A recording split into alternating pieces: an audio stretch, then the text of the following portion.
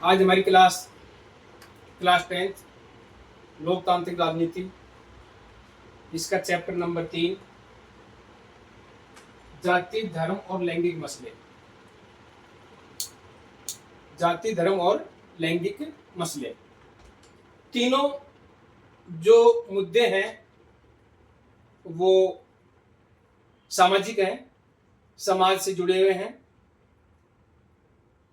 और तीनों जो मुद्दे हैं, तीनों मुद्दों में ही कहीं ना कहीं हमें सामाजिक असमानता नजर आती है। यानी कि समाज के अंदर इस आधार पर असमानता व्याप्त है, जिसका सामना हम दिन प्रतिदिन करते हैं। जाति के आधार पर, धर्म के आधार पर और लैंगिक यानी कि लिंग के आधार पर। यह सामाजिक असमानता हमारे देश के विकास को, हमारे देश की शांति व्यवस्था को, शासन व्यवस्था को कहीं ना कहीं अवरुद्ध करती है, बाधा डालती है हमारे देश के प्रशासन में। और कई बार तो ये असमानता हमको उस स्तर तक ले जाती है कि नरसंहार, मारकाट जैसी स्थिति देश के अंदर कई बार बन जाती है। तो बच्चों, ये जो तीनों मुद्दे हैं, तीनों समस्याएं जो निकाली हैं, ये तीनों समस्याओं के बारे में बातचीत करना अति आवश्यक है। समाज में ज्वलंत समस्या के रूप में है ये जाति धर्म और लैंगिक मसले। दैनिक जीवन में हम इनको भोग रहे हैं और कहीं ना कहीं हम इनका साथ भी दे रहे हैं। हम भी इसका हिस्सा हो सकते हैं। तो आज इन सामाजिक असमानता के जो तीन मुद्दे, तीन बातों पर तीन पॉइंट लिए हैं चैप्टर से, इनमें से मैं सबसे पहले बात करता हूं धर्म से जुड़े हुए। एक अवधारणा है जो सामाजिक और राजनीति से जुड़ी हुई है, जिसका नाम है सांप्रदायिकता। बच्चों, सांप्रदायिकता संप्रदाय, समुदाय से जुड़ा हुआ शब्द है, और ये तब आता है हमारे दिमाग में, हमारे विचारों में, जब हम हमारे समुदाय को, हमारे संप्रदाय को धर्म से जोड़ते हैं, और धर्म से जोड़ करके उस संप्रदाय को, उस समुदाय को किसी अन्य समुदाय से श्रेष्ठ या बेहतर बताने की कोशिश करते हैं। तब ये जो स्थिति होती है बच्चों, वो सांप्रदायिकता की स्थिति मानी जाती है। यानी कि एक ही धर्म के लोगों को इकट्ठा करना, उनको विभिन्न तरह की बातों में फंसा करके, बहला करके और धर्म के नाम पर इकट्ठा करना, और अपने धर्म का प्रचार प्रसार करने के लिए दूसरे धर्म को नीचा दिखाना, कमतर दिखाना, ये जो विचारधारा है, ये जो स्थिति है, यही सांप्रदायिकता कहलाती है। बच्चों, संप्रदाय समाज से जुड़ा हुआ एक शब्द है, और जब उसके अंदर इस तरह की बंटने की जब स्थिति आती है तो अव्यवस्था फैलना, दंगे फसाद होना, यह आम बात है। तो मैंने जो आज लिया है बिंदु, वो है सांप्रदायिकता।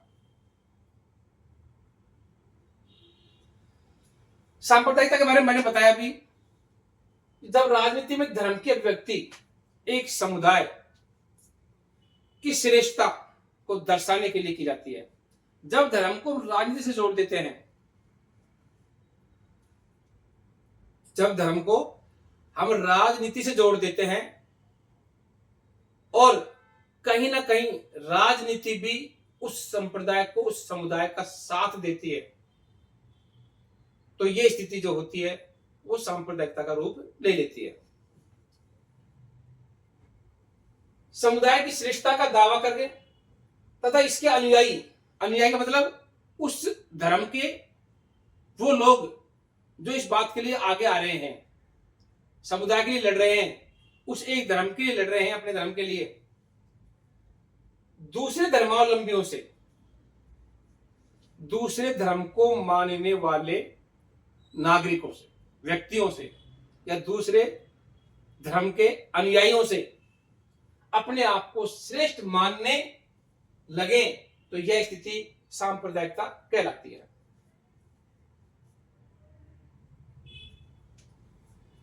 यानी कि जब धर्म संप्रदाय से, समाज से, और वो धर्म राजनीति से जुड़ जाता है, तब उसके अंदर सांप्रदायिकता शुरू हो जाती है। बच्चों, जब राज्य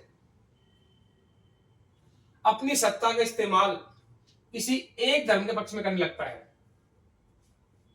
सबसे बड़ी स्थिति यहां पर आ जाती है। हमने अभी पिछले चैप्टर में पढ़ा सत्ता की साझेदारी। उसमें बच्चों हमने पढ़ा कि श्रीलंका में बौद्ध धर्म को एक राज धर्म के रूप में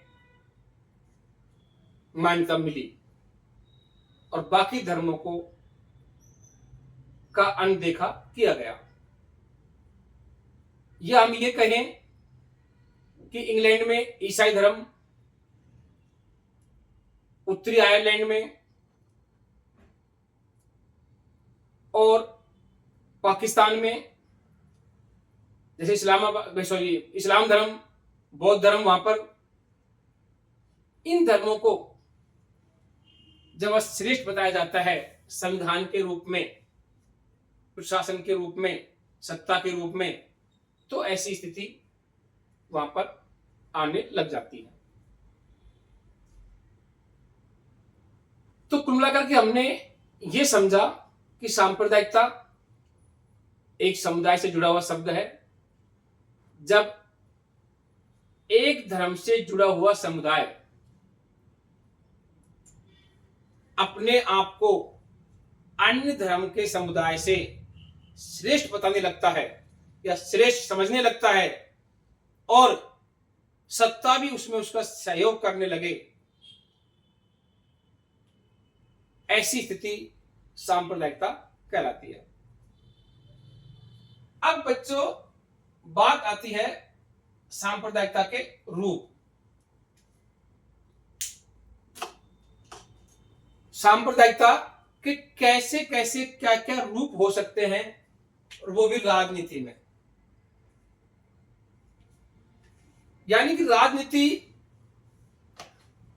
का इसमें अहम रोल है सांप्रदायिकता में। हमें सांप्रदायिकता को पढ़ने के लिए, समझने के लिए राजनीति से इसको जोड़ना पड़ेगा। राजनीति से इसका गहरा संबंध है। तो अब जो हम पढ़ेंगे बच्चों, वो ये समझेंगे कि राजनीति के माध्यम से सांप्रदायिकता क्या क्या रूप ले सकती है, किस किस तरह से उभर करके आ सकती है, किस किस प्रकार से हमारे सामने समस्याएं पैदा हो सकती हैं, या संप्रदाय या सांप्रदायिकता राजनीति में किस प्रकार से अपना रूप दिखा सकती है, ये बात जानेंगे। तो सबसे पहला जो हमारा है बिंदु, दैनिक जीवन में एक धर्म को दूसरे धर्म से श्रेष्ठ मानने की मान्यता। ये तो हमने भी पढ़ा है कि एक तो यह है कि भाई राजनीति में हम हमारे धर्म को किसी अन्य धर्म से जब श्रेष्ठ मानने लग जाते हैं, तो ऐसी स्थिति पनप जाती है, आ जाती है। तो एक रूप तो यह हो गया कि एक सामान्य रूप से हम कहें कि भाई हमारा धर्म अच्छा है बजाय और किसी धर्म के, हमारा धर्म सबसे अच्छा है, हमें अपने धर्म की बड़ाई करने की का पूरा अधिकार है, प्रचार प्रसार करने का पूरा अधिकार है, लेकिन संविधान हमें किसी अन्य धर्म को छोटा बताने के लिए अधिकार नहीं देता, अपने से नीचा दिखाने का अधिकार नहीं देता। संविधान हमसे कहता है कि आप अपने धर्म की खूब व्याख्या कीजिए, खूब प्रचार प्रसार कीजिए, मानिए, लेकिन आप किसी अन्य धर्म की बुराई नहीं कर सकते। यहां हमको हमारा संविधान रोकता है। इसके बाद जो दूसरी समस्या है, दूसरा रूप जो हो सकता है सांप्रदायिकता का, वो है जब राजनीति में बहुसंख्यकवाद प्रभावी होता है। बहुसंख्यकवाद बड़ा नुकसानदायक अवधारणा है। बहुसंख्यकवाद, जैसे कि सबसे पता चल रहा है बच्चों, बहुसंख्यक यानी ज्यादा संख्या में जब एक ही धर्म के लोग हो जाते हैं किसी स्थान पर, किसी देश में, किसी राज्य में, किसी शहर में, किसी गांव में, और वो जब ज्यादा संख्या में एक ही धर्म के लोग हो जाते हैं तो वो अल्पसंख्यक लोगों को परेशान करना शुरू कर देते हैं, और अपनी संख्या बल के आधार पर, अपने बहुसंख्यक के आधार पर वो सरकार को भी अपनी ओर झुकाने का प्रयास करते हैं, सरकार की नीतियों को अपने हित में बनवाने के प्रयास पूरा पूरा करते हैं। तो यह रूप भी हो सकता है राजनीति के लिए सांप्रदायिकता का, कि बहुसंख्या के आधार पर जब धर्म के आधार पर लोग इकट्ठा होते हैं, एक धर्म के लोग ज्यादा संख्या में होते हैं, तो वो लोग सत्ता को भी अपनी ओर खींचने का प्रयास करते हैं संख्या के आधार पर। तो बहुसंख्यकवाद सरकार में प्रवेश करता है, उसको प्रभावित करता है। ये रूप भी इसका हो सकता है। नंबर 3 पर है बच्चों सांप्रदायिक आधार पर राजनीतिक गोलबंदी। सांप्रदायिक आधार पर राजनीतिक गोलबंदी, बच्चों ये जो बिंदु है थोड़ा सा अटके है। इसमें क्या है कि संप्रदाय के आधार पर जब हम एक किसी समुदाय को इकट्ठा करते हैं धर्म के आधार पर, और उस एक पूरे समुदाय को एक और मुड़ने के लिए कहते हैं, एकजुट होने के लिए कहते हैं, और एकजुट करने के लिए हम ऐसे इमोशनल भावनात्मक विचारों से जब उनको ओतप्रोत कर देते हैं, उस समय हम उस ऐसे ऐसे शब्दों का प्रयोग करते हैं, धर्म के नाम पर लोगों को एक करके उनको हम आपस में लड़ा भी सकते हैं। इस प्रकार से लोगों को एकजुट करना, उनको गोलबंदी करना, इकट्ठे करना, यह भी एक रूप हो सकता है। अगर इस्लाम धर्म का एक सबसे बड़ा मौलवी या जो आध्यात्मिक गुरु होता है इनका, अगर वो अपनी मस्जिद से ये ऐलान करे या ऐसी ऐसी बातें करें कि लोग उनके विचारों को सुनकर के पूरा मुस्लिम समुदाय एक हो जाए और कुछ भी करने को जब आतुर हो जाए, तैयार हो जाए, तो वो रूप भी एक सांप्रदायिकता का ही होता है। चाहे वो गलत करने के लिए कहा जाए, चाहे वो सही करने के लिए कहा जाए, ऐसी जब स्थिति आती है तो वो होती है सांप्रदायिक आधार पर राजनीति में गोलबंदी। यानी कि अपने धर्म के नाम पर लोगों को इकट्ठा करना, विभिन्न प्रकार के नारेबाजी करना, विभिन्न प्रकार के बातों को समझा करके, बहला करके, गुमराह करके जब उनको एक किया जाता है, तो ऐसी स्थिति भी राजनीति के लिए सांप्रदायिकता की हो सकती है। नंबर 4,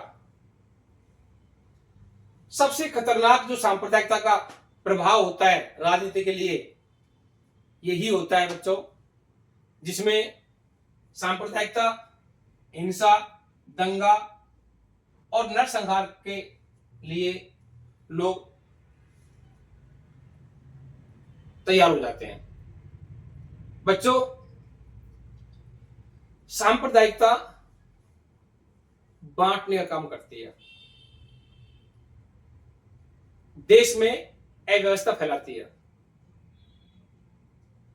धर्म के नाम पर लोग लड़ने को तैयार हो जाते हैं, धर्म के नाम पर लोग गलत करने को तैयार हो जाते हैं। तो जब ये इसका रूप विकराल होता है सांप्रदायिकता का, तो ये चीजें निकल कर आती हैं, हिंसा, दंगा फसाद और नरसंहार, यानी कि मार काट भी हो जाती है। ऐसी स्थिति में राजनीतिक लोग इसका फायदा उठा करके, लोगों को गुमराह करके सांप्रदायिकता को राजनीति से जोड़ देते हैं। ऐसी स्थिति को कंट्रोल करना बड़ा मुश्किल होता है। महात्मा गांधी ने कहा है कि धर्म को हम राजनीति से अलग नहीं कर सकते, लेकिन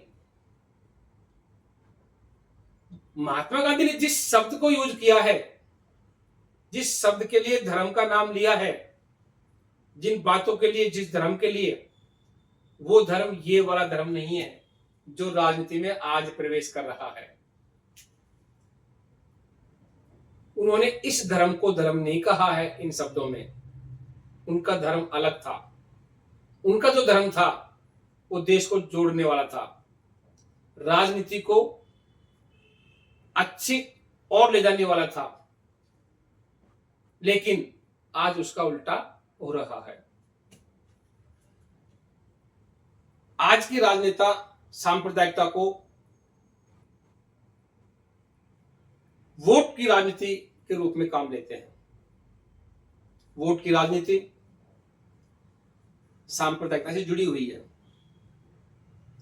अब जो हम पढ़ेंगे वो पढ़ेंगे कि सांप्रदायिकता और भारतीय संविधान। हमारे संविधान ने सांप्रदायिकता जैसी भयावह स्थिति देश में पैदा ना हो, इसका क्या प्रयास किया है, इसके लिए क्या प्रयत्न किया है संविधान निर्माताओं ने? संविधान में ऐसा क्या लिखा है, ऐसा क्या प्रावधान रखा है कि देश में ऐसी स्थिति पैदा ना हो? बच्चों, संविधान से पूर्व हमारे देश में क्या था? अंग्रेज जो थे उन्होंने क्या देश के लिए सोचा, और जब देश आजाद हुआ, जब बागडोर हमारे हाथ में आई, संविधान का निर्माण हुआ, तो ऐसे हालात में संविधान में वो बातें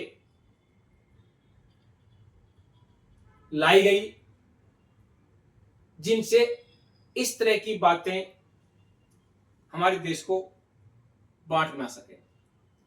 तो कुछ प्रयास किए गए संविधान निर्माताओं ने, कुछ ऐसे प्रावधान रखे उसके अंदर, क्योंकि हमने कई एग्जाम्पल देखे हैं, अभी पढ़े हैं, बेल्जियम, श्रीलंका, उत्तरी आयरलैंड, इस तरह के एग्जाम्पल कई देखे हमने। तो ऐसा तो हम कर ही नहीं सकते थे हमारे संविधान निर्माता, तो उन्होंने ऐसा क्या रखा उसके अंदर जो हम पढ़ेंगे। बच्चों, सबसे पहली बात जो है हमारी, संविधान में किसी भी धर्म को राज के धर्म की मान्यता नहीं दी गई है।